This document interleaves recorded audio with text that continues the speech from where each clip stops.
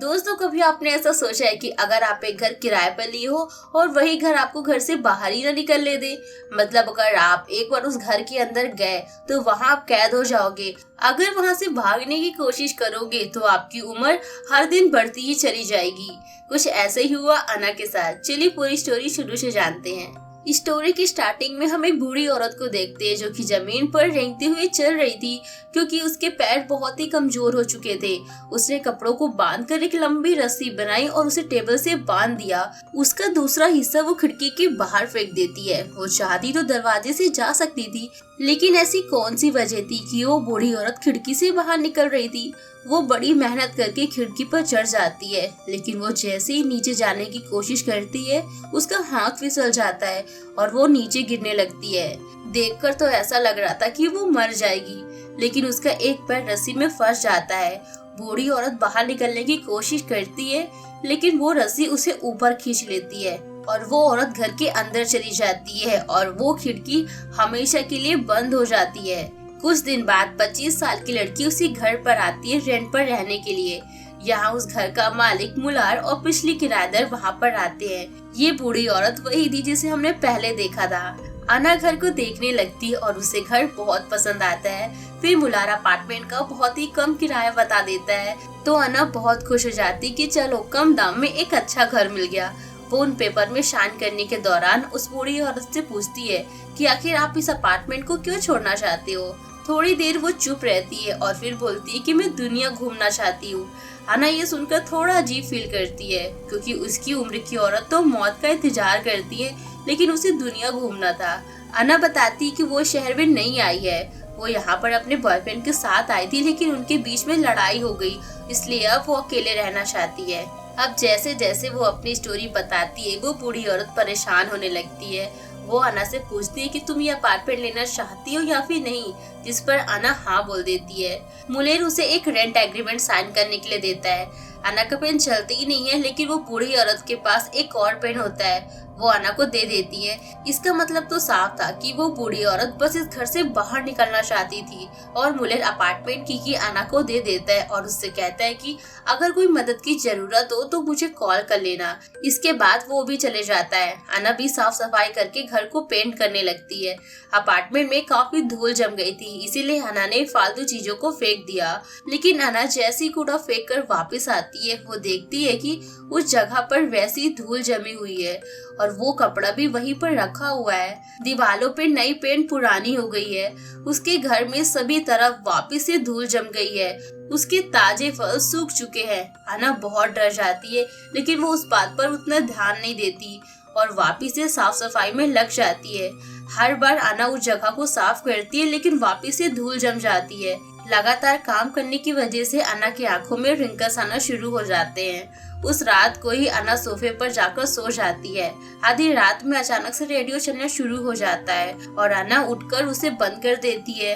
लेकिन अन्ना जब अपने फेस को शीशे में देखती है तो उसका फेस काफी बदल चुका था। अगले दिन अन्ना मुलेर के पास जाती है और उसे ऐसे डरावने अपार्टमेंट देने के लिए डांटती है और अपने पैसे वापस मांगती है, लेकिन मुलेर कहता है कि तो पॉसिबल ही नहीं है। फिर मुलेर उसे रेंट एग्रीमेंट पेपर दिखाता है। वो बताता है कि उसमें साफ साफ लिखा हुआ है कि किराएदार नए किराएदार आने से पहले अपार्टमेंट छोड़कर नहीं जा सकता। ये सब इतना छोटा लिखा हुआ था कि अन्ना को मैग्नीफाइंग ग्लासेस का इस्तेमाल करना पड़ता है। अब ये देखकर अन्ना को बहुत गुस्सा आता है। वो मुलेर को पुलिस की धमकी देती है, लेकिन मुलेर को इससे कोई फर्क नहीं पड़ता। बस वो अन्ना को अपार्टमेंट में वापस जाने के लिए वार्निंग देता है, क्योंकि यही एग्रीमेंट में भी लिखा हुआ है। लेकिन अन्ना इस बात पर ज्यादा ध्यान नहीं देती और वहाँ से चली जाती है। अन्ना डॉक्टर के पास जाती है रिपोर्ट लेने के लिए, ताकि वो पुलिस को दिखा सके। डॉक्टर बोलती है कि 25 साल की उम्र में ग्रे बाल और रिंकल्स आना कोई आम बात नहीं है, बहुत बड़ी बात है। इसके बाद अन्ना गुस्से में बोलती है कि मुझे टेस्ट करवाना है और ये उसका हक है। वो अपनी आईडी कार्ड निकालती है, लेकिन उसकी आईडी कार्ड में सब कुछ पहले से मिट चुका था। थोड़ी देर बाद अन्ना एक होटल में जाती है रात बिताने के लिए। वहाँ का रिसेप्शनिस्ट उससे आईडी मांगता है, लेकिन उसके पास तो आईडी थी ही नहीं, तो उसे ज्यादा पैसे पे करने पड़ते हैं। उसी रात अन्ना उठती है और देखती है कि वो बहुत ही ज्यादा कमजोर फील कर रही है। तभी अन्ना को पता चलता है कि वो बहुत ही ज्यादा बूढ़ी हो चुकी है, जो कि करीब 80 साल की औरत है। अन्ना बेचारी धीरे धीरे बाथरूम की तरफ जाती है और खांसने लगती है, जिससे उसके दांत टूटकर गिर जाते हैं। अगले दिन ऐना वापस मुलेर से मिलती है, लेकिन वो ऐना की हालत देखकर हैरान नहीं होता, बल्कि वो बोलता है कि तुम्हें सभी प्रोटोकॉल्स का पालन करना चाहिए था, जिसमें लिखा था कि तुम बाहर नहीं जा सकती हो। अब ये तो क्लियर हो गया था कि अगर कोई भी इस अपार्टमेंट से बाहर जाने की कोशिश करेगा तो उसकी उम्र बढ़ती ही चली जाएगी जब तक कि वो मर नहीं जाता। मुलेर ये भी बताता है कि अपार्टमेंट को अकेले रहना पसंद नहीं है, वहाँ कोई ना कोई किराएदार तो होना ही चाहिए। फिर ऐना अपने अपार्टमेंट में वापस चले जाती है। कुछ देर बाद मुलेर नोटिस करता है कि उसकी माँ जिस वहाँ पर नहीं है, वो ऐना के अपार्टमेंट की तरफ जाता है, लेकिन ऐना का रूम तो लॉक था। ऐना उस अपार्टमेंट को जलाने के लिए घर के चारों तरफ विस्की फेंक देती है। ऐना माचिस चलाती है, लेकिन कमरा आग ही नहीं पकड़ता। ऐना की बार बार कोशिश करने के बाद भी कमरे में आग नहीं लगती। ऐना के ऐसे करने से अपार्टमेंट बहुत गुस्सा हो जाता है और उसका गला घोटने लगता है और वो नीचे गिर जाती है। मुलेर किसी तरह दरवाजे को तोड़कर अंदर आ जाता है और उसके मुंह से कपड़ा निकालकर उसकी जान बचा लेता है। अजीब बात तो ये थी, ये वही कपड़ा था जो हमेशा शेल्फ के ऊपर ही रखा रहता है। मुलेर ऐना को पानी देता है और अपार्टमेंट के बारे में सब कुछ बताना शुरू करता है। मुलेर उसे बताता है कि ये अपार्टमेंट बहुत पुराना है, इसमें कोई ना कोई रहता ही है। वो बताता है कि इस अपार्टमेंट में कुछ कॉलेज की लड़कियां भी रहती थी, वो भी कुछ दिनों में बूढ़ी हो गई। बात न्यूज में भी आई थी, एक ने तो यहाँ पर जादू टोना करने की भी कोशिश की थी, लेकिन बहुत ही रहस्यमय तरीके से उसकी मौत हो गई। इसका मतलब साफ है कि अपार्टमेंट बाहरी कोई भी छेड़छाड़ पसंद नहीं करता, इसलिए गवर्नमेंट ने भी इसके बारे में सोचना बंद कर दिया है और इसे एक सीक्रेट ही रखा हुआ है। इसीलिए पुलिस ने भी इस हॉन्टेड अपार्टमेंट के लिए कोई एक्शन नहीं लेती। मुलेर को यहाँ पर देखने के लिए रखा गया है और उसका फर्ज है कि इस अपार्टमेंट में कोई ना कोई रहना ही चाहिए।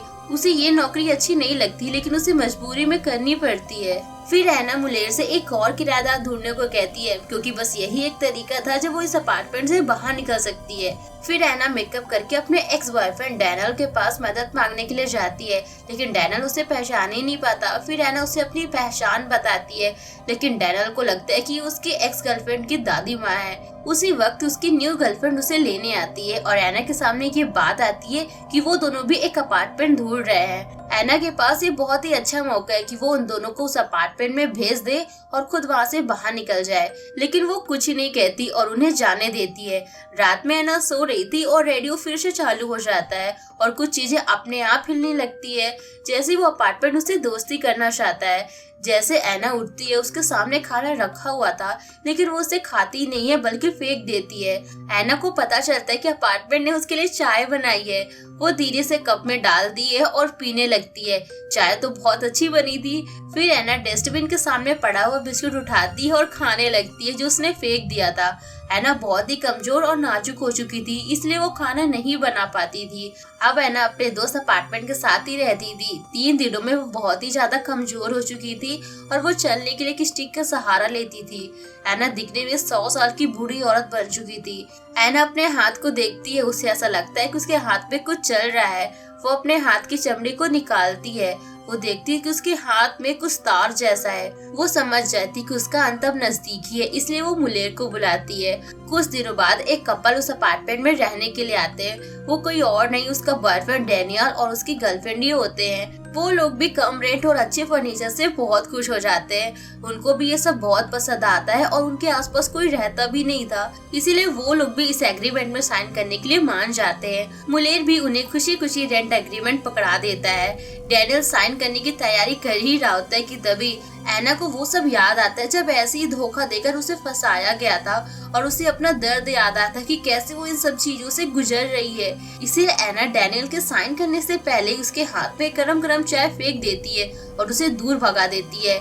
ऐना उसे चिल्लाते हुए कहती है कि यहाँ से चले जाओ और वापस कभी मत आना। ये देखकर डैनियल और उसकी गर्लफ्रेंड दंग रह जाते हैं और बिना कुछ कहे वहाँ से चले जाते हैं। इसके साथ ही ऐना इस अपार्टमेंट से बाहर निकलने का आखिरी मौका भी खो देती है। वो चाहती तो इन सभी चीजों में वो डैनियल को फंसाकर अपने कुछ दिन आराम से जी सकती थी, लेकिन उसने ऐसा नहीं किया। इसे ये तो साफ है कि आज भी ऐना के दिल में डैनियल के लिए प्यार है, इसीलिए तो उसने अपनी जिंदगी की कुर्बानी दे दी। मुलेर भी उसके इस बर्ताव को देखकर चौंक जाता है।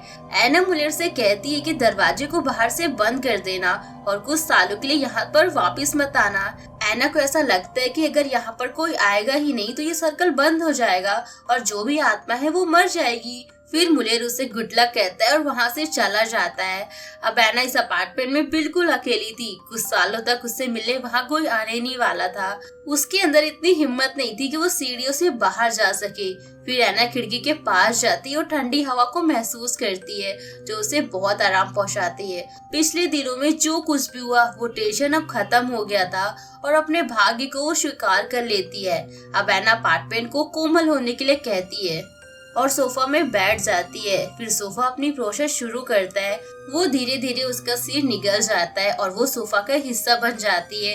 धीरे धीरे उसका शरीर भी सोफे में घुलने लगता है।